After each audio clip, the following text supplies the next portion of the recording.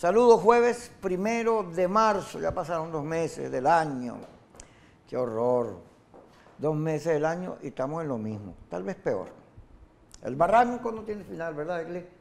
Eso dice. Egle González Lobato es de Bautista. Le dicen aquí mi compañero, Egle es miembro, bueno, miembro no, ella es la Fundación Cátedra Libre de Democracia, Opinión, y Derechos Humanos, dilo con tú, ¿cómo se llama? Cátedra Libre de Democracia y Elecciones de la UCB.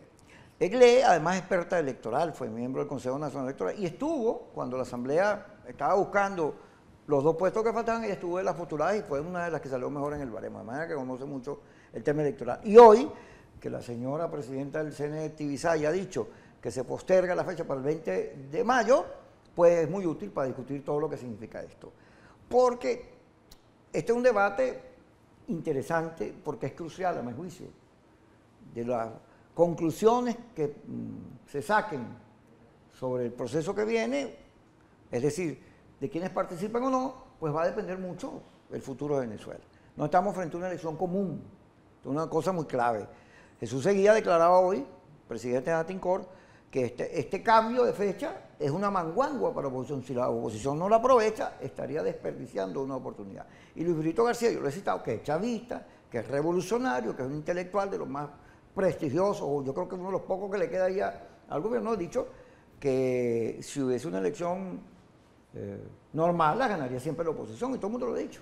Guaidó ayer lo decía. Es que si hay una elección con condiciones más o menos, no hay manera que Maduro gane. Hoy Tibisay también señaló que, bueno, se va a hacer todo lo posible para que esté la ONU, se regresan las mesas a su sitio, todas las condiciones que se estaban pidiendo se cedieron, aparecieron.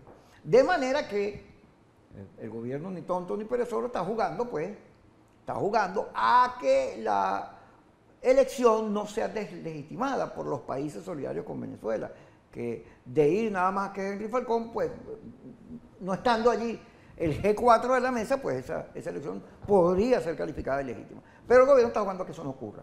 Hubo unas reuniones después de Dominicana en Venezuela que empezaron a discutir todo esto y que han dado como resultado estos pronunciamientos de hoy. Antes de hablar del evento que tuviste el martes, del cual vamos a conversar, métete, Egle, mi querida amada Egle, en este tema del cambio. ¿Qué significa? ¿Qué opciones hay? ¿Qué recomendaciones harías tú? ¿Qué estás viendo detrás? Sí, bueno, muchas gracias, Kiko, por la invitación.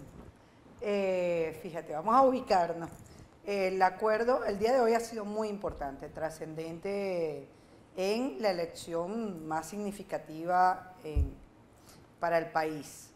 Este acuerdo, hoy se firma un acuerdo entre Henry Falcón como candidato opositor, de oposición al gobierno, los partidos que lo apoyan, COPEI y el MAS, firman un acuerdo con el PSUV, representado en este caso por Jorge Rodríguez, y es un acuerdo que, digamos, muy sencillo, uno pudiera decir que es más de lo que quería el gobierno en República Dominicana y menos de lo que pedía la MUD en República Dominicana.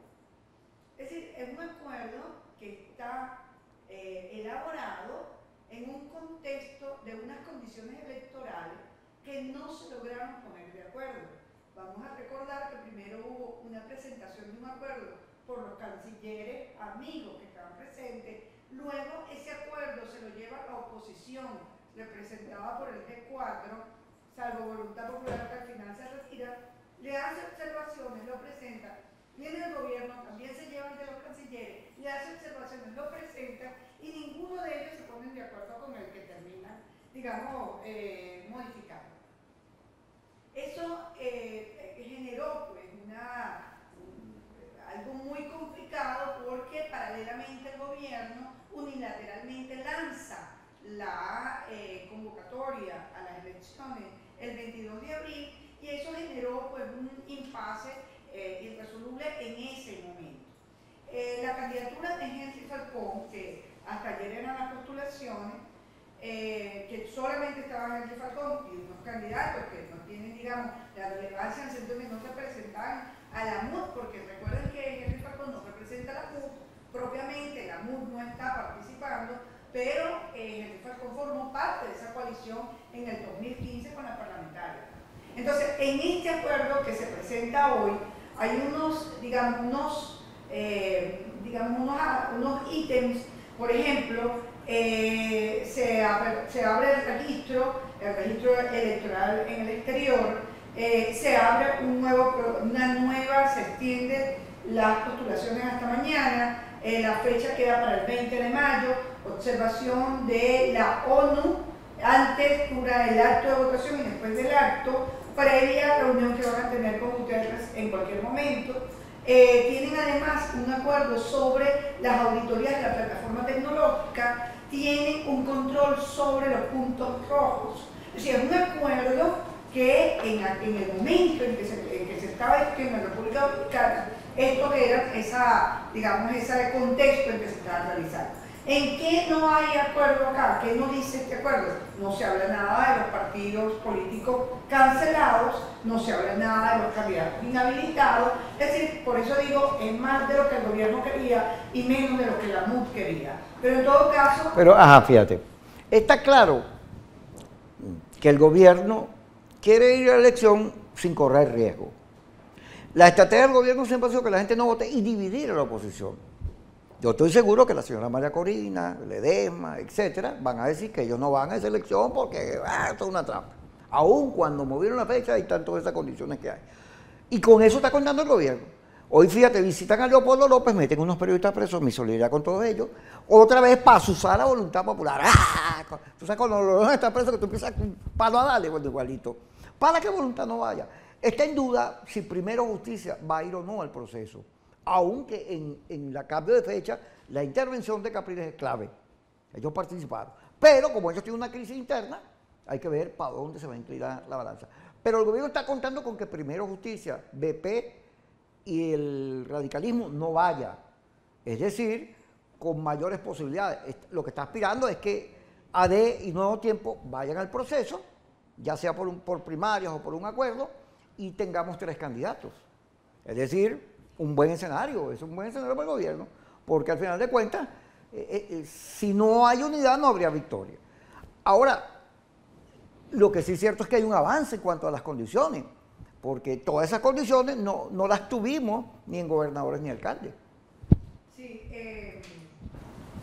hay una parte de la oposición que no quiere elecciones, pero tampoco quería diálogo, y prácticamente no quiere nada. No, o sea, no quiere nada. No, si quiere que los americanos intervengan. Digamos, yo entiendo, porque trabajo en el tema de democracia y elecciones, que esto es un proceso electoral totalmente descontextualizado de los términos constitucionales y legales, pero por algo estamos en República Dominicana. Claro. Estamos en República Dominicana porque el país está polarizado, porque es un discurso que no se reconoce y porque había la posibilidad que en unas condiciones justas cualquiera de las dos fuerzas políticas podía ganar. El gobierno lo que no quiere, en esa tendencia totalitaria que tiene, es que se despierte una sensación de participación masiva. Ajá. Eso es muy complicado, porque si eso se despierta, ¿y qué despierta eso? La confianza que te genere. Porque vamos a estar claros los ciudadanos, en este momento el Consejo Nacional Electoral no genera ningún tipo de confianza a los ciudadanos. Y en este momento, o sea, tú no sientes que el Consejo no representa el cuidado de la soberanía, del voto popular. Ese es el gran plus que ha generado el gobierno. Porque el gobierno, vamos a ir al corte inglés, el gobierno, su táctica dentro de su estrategia de conservar el poder fue quitarle poder al voto, que la gente sintiera que el voto no servía para nada. Pero mientras la oposición dice el voto no sirve, ellos sí ponen a votar a la gente, inventan carne de la pata, punto rojo y todo lo posible para que la gente, los suyos, vayan a votar. Cuando regresemos con Iglesias González Lobato aquí en su programa Kikosis.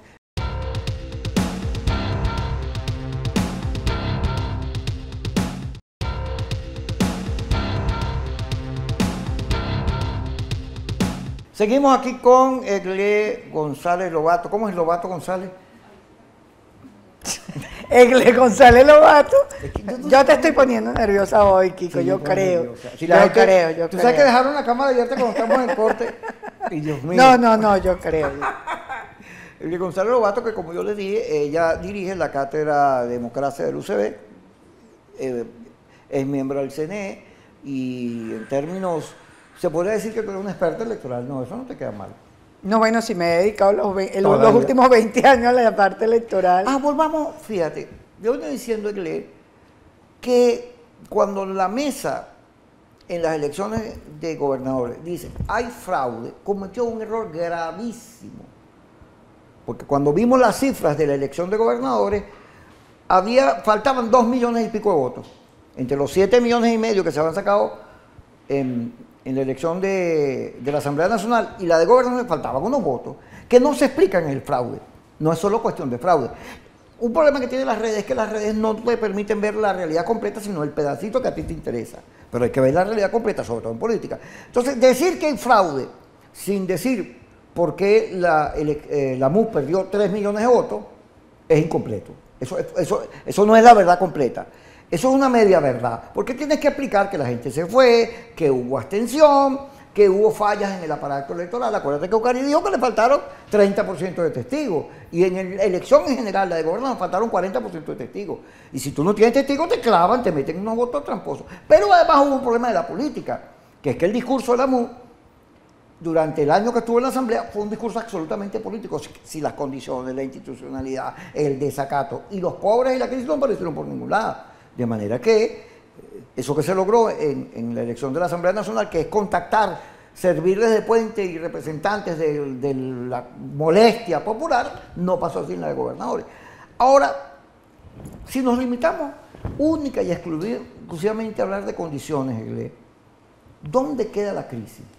¿Por qué es tan difícil? Yo te lo pregunto porque, ¿por qué es tan difícil decirle a la gente la verdad? Hay una crisis, hay un fraude, hay un problema de la MUC, que la MUC comete errores, la unidad no creemos en la unidad de verdad porque nos vivimos metiendo puñaladas. Aquí hay unos problemas que tienen que resolverse, no solo el fraude. Sí, fíjate, yo por ejemplo si tuviera la oportunidad, ¿no? Y vamos a suponer, bueno, pero ¿qué dirías tú como experta electoral? ¿Qué crees tú? Yo le diría a la gente, mira, primero, todo el mundo tiene un poco de razón. Es decir, el que no votó, quien no votó en las elecciones de alcalde y de gobernadores, es porque sentía que su voto no valía nada. Y tenía toda la razón. ¿Por qué? Bueno, porque ellos votaron el 6 de diciembre de 2015 por una Asamblea Nacional. La Asamblea pareciera que entonces no nombró al Tribunal, no nombró al Consejo Nacional. La gente siente que su voto se devaluó, que su voto no hay garantía, que el Consejo Nacional es el Estado todopoderoso, que el Consejo te mueve, que el Consejo no respeta el voto. Pero hay otro grupo de ciudadanos, y ahí es donde yo le diría a estos que están aquí, le diría, mira, pero presta atención a esto. Hay un grupo de ciudadanos que es el más vulnerable del país, que es el que más está afectado con la crisis social y económica. Ese grupo, mayoritariamente, dice que va a votar. ¿Tú crees que es lo que dicen las encuestas, que la gente quiere votar?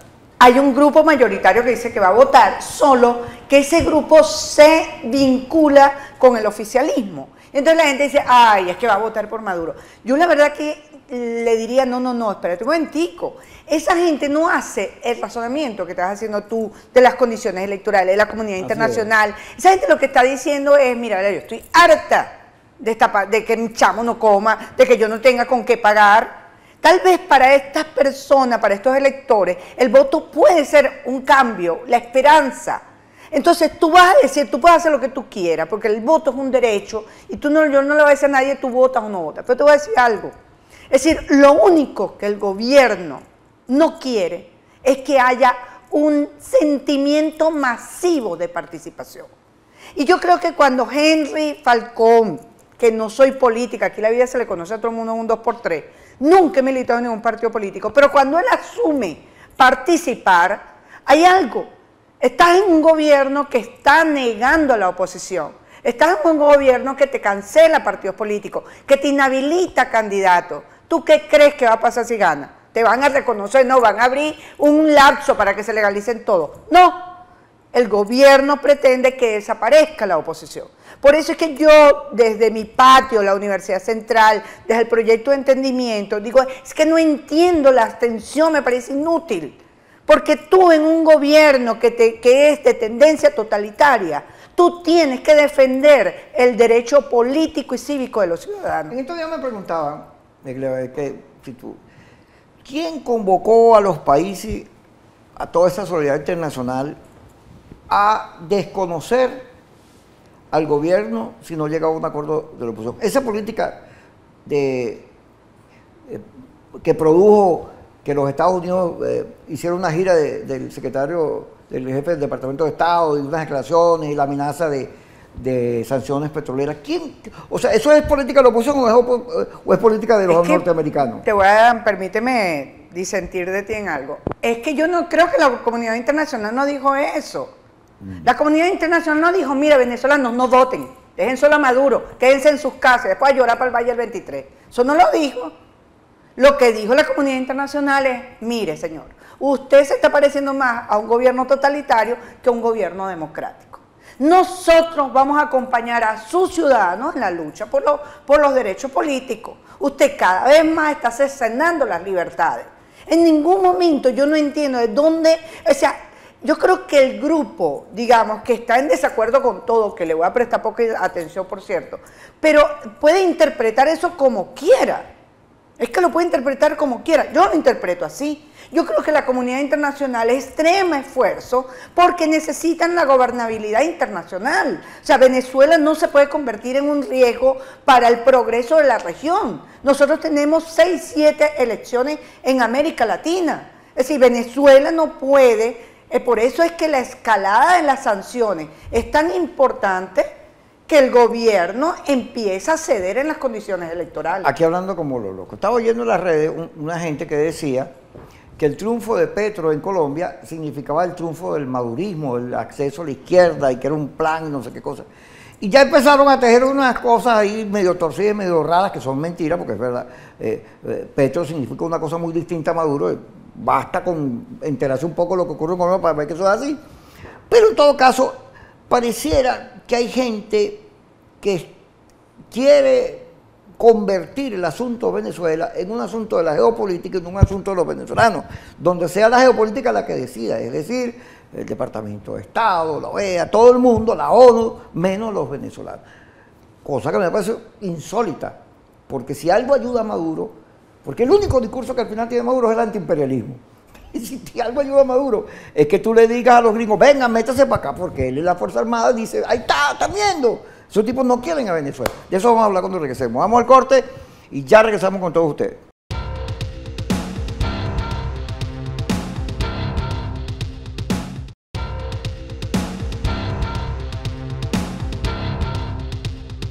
Seguimos con su programa Quicosis con Egle González Lobato, quien, como les he dicho, es toda una autoridad en esto de la participación electoral, porque estuvo muchos años metida en el CNE y dirige la Cátedra Libre, Democracia, nunca me aprendo, y elecciones de la UCB, de la gloriosa Universidad Central de Venezuela. Hicieron un evento el martes, cuéntame. Sí, hicimos un evento ayer miércoles. ¿Ayer fue? Sí, okay. Ayer es donde el proyecto de entendimiento que ha trabajado durante un año en unas líneas de políticas públicas con varios sectores, muchísimos encuentros universitarios, trabajadores, empresarios, líderes políticos. Pues nosotros trabajamos sobre 5 áreas fundamentales: economía, justicia, gobernabilidad, condiciones de vida, y ayer presentamos unas propuestas, digamos, para un programa de cambio para el país, mandando un mensaje a la sociedad diciéndole, este país es posible, vamos a trabajar todos en estas líneas, estos son los acuerdos que diversos sectores han llegado, y bueno, que este país es posible, pues, justo. Una pregunta que te voy a hacer. Eso que propuso Tibisay, si a ti la MUD te llamara, el G4, la MUD no sé porque la MUD no sé si existe, pero el G4 sí, y te preguntan, ¿qué nos recomiendas tú? ¿Vamos o no a las elecciones de mayo con estas condiciones? ¿Qué le dirías tú? Bueno, es que yo le diría, ¿y qué quieren ustedes? ¿Desaparecer? Uy. Es que el problema, digamos, en la situación en que está el país, en donde vamos para el 5º año de recesión económica, aquí o hay un viraje de la economía, o aquí hay un cambio político, o esto va a ser un Estado fallido. Entonces, los Estados niega a que esto sea así. Por eso es que la lucha es profundamente democrática. Es decir, tú no puedes, no es una cosa en un lugar común que voy a perder los espacios, entonces no. Y tampoco que se legitima un gobierno, no. La legitimidad tú la puedes hablar con un gobierno democrático, pero no cuando tú tienes un gobierno que te está cercenando esas libertades. Entonces tú tienes que decir, pero es que si además, fíjate el tema como institucional, nosotros tenemos una erosión institucional, una duplicidad de instituciones. El voto no es una herramienta, digamos, de soberanía. Sí, estamos perdiendo hasta el orgullo. Entonces, oye, uno se niega porque este es un país de libertades y yo creo que yo le diría a esos partidos, mira, quien tiene que explicar por qué no vas eres tú, porque este país debería despertar esa masiva sensación de participación. Pero eso es una decisión de cada quien lucha por el país como cree que mejor lo debe hacer. Fíjate, el argumento fundamental de Henry Falcón en la mesa era que él tenía mayoría en las encuestas, en todas las encuestas, y que además en las encuestas parecía que la gente quería votar. A raíz de eso comenzó una discusión sobre a quién le estamos hablando nosotros, los opositores, porque los opositores tienen un alto ingrediente clase media. Baruta, Chacao, La Tilla son nuestras fortalezas, porque la clase media que ha sido muy golpeada es muy opositora. Pero esa clase media opositora, cuyo componente casi fundamental, la estructura de la oposición, tiene una actitud de desesperanza, de caimiento, ha perdido mucho, se le han ido los hijos, se quiere ir, ha visto cómo se le desvalorizan las propiedades, le cuesta comer, le cuesta vivir en Venezuela, tiene una actitud, oye, de mucho dolor. Pero mientras esa es la actitud de la clase media, los sectores mayoritarios más bien quieren pasarle factura a Maduro.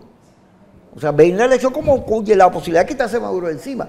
Entonces, ¿a quién se le está hablando? Si a un sector que es fundamental, que es clave, porque bueno, si tú eres oposición, la clase media es esto de estructura, o a la mayoría. Y pareciera que el escenario de Henry Falcón es dedicarse a tratar de llegarle a esos sectores que la oposición no les llega. ¿A quién le hablamos? Le tomamos cuenta a los dos, porque fíjate que hoy las redes aparecen, a Henry Falcón tiene 3 días, falsón, traidor, ponen un billete, le sacan declaraciones viejas, porque uno los laboratorios del gobierno, pero otros los laboratorios de la oposición que son muy destructivos. La oposición tiene una gran capacidad de pajeo, de destruirse a sí misma. ¿A quién le hablamos? Mira, en las encuestas gana ninguno.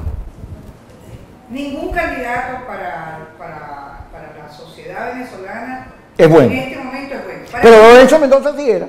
Lorenzo Mendoza era porque Lorenzo Mendoza no era Lorenzo, era el sueño de Lorenzo, el sueño que Lorenzo es, el éxito de Lorenzo. La Polar. Es posible que el país sea eso, que ese hombre, todos queremos ser ese hombre. Entonces, en esas condiciones la gente sí se entusiasmaba. Yo digo que es el momento de oro para tener un discurso despolarizado y hablarle al país completo. Y era un momento también para decirle al país, mira, Lorenzo no puede, es su decisión, así como tú decides votar o no, él decide si es candidato o no es candidato. Ah, porque tiene que representar a empresa. De pronto, el tema no es un hombre. De pronto es que todo el país se tiene que ver en un equipo.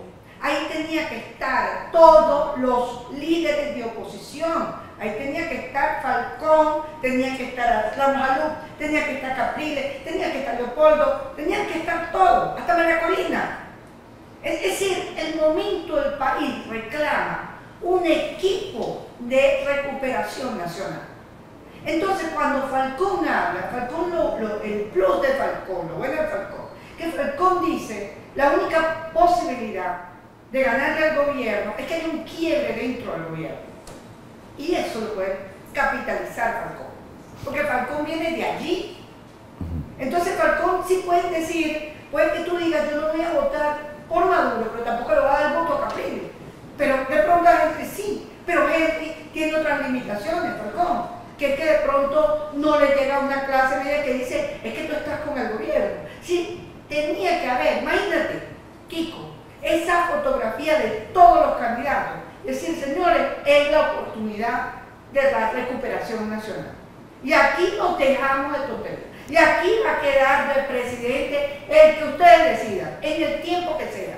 Agárrenle la palabra al CNE y váyanse a medirse todo. Pero fíjate, aquí hay un sector de la oposición que desde que yo recuerdo siempre ha estado con la abstención, toda la vida. Nunca ha creído en la salida electoral. Cuando uno investiga la historia de Venezuela, la historia del mundo, conseguir un país donde la abstención haya servido para algo cuesta. No solo en Venezuela. Aquí hubo abstención cuando Pérez Jiménez, los partidos llamaron a que la gente no vote y la gente votó. Aquí el Partido Comunista del MIR se fueron para la guerrilla y llamaron a la abstención y la gente creyó en la democracia y lo dejó fuera. Cuando Chávez ya le llamó a la abstención y cuando llamó a votar fue que ganó, no cuando llamó a la abstención. Y entonces, aquí hay una gente que no cree en la salida electoral. No cree. Pero cuando tú le preguntas, entonces ¿por dónde vamos? Porque los militares, se van a hacer los militares que tienen las mejores condiciones del mundo, nos va a invadir los Estados Unidos. Eso de que no haya, fíjate, porque tú lo que dices es verdad, si salimos Estados Unidos a pelear, claro que se gana, pero hay un factor que se niega a reconocer la salida electoral. Pero es que ese sector es simplemente, digamos, la propuesta del país, ¿cuál es? No importa, ¿cuál es la propuesta del país? No lo sé. Y este sector que yo te estoy diciendo, donde estén todos unidos por la recuperación nacional, también le tiene que hablar de la Fuerza Armada Nacional. Tiene que ser política. Tiene que decirte, mija, esta situación es... ¿Tú crees que es posible con el cambio de elecciones que cambie el cuadro? Que haya una reflexión en los partidos y que ya no solo sea Falcón, sino que haya primarias, cosas, algún movimiento para... Sí, yo creo que hoy, a partir de hoy se abre el juego, digamos, democrático, se abre el juego y es importante ver qué van a hacer los partidos. Y que tengan, eso sí, es mi recomendación, muchísimo coraje y muchísima honestidad para hablarle a la ciudadanía. Yo creo que si le hablaran a los ciudadanos más cercano, con mayor claridad, sin tanto, y decirle, mira, sí, nos estamos reuniendo con el gobierno, porque es que nos tenemos que reunir con el gobierno, porque nosotros no podemos perder realmente el entendimiento entre nosotros. Que es la condición del demócrata. Gracias, Egle, por estar con nosotros, gracias a todos ustedes.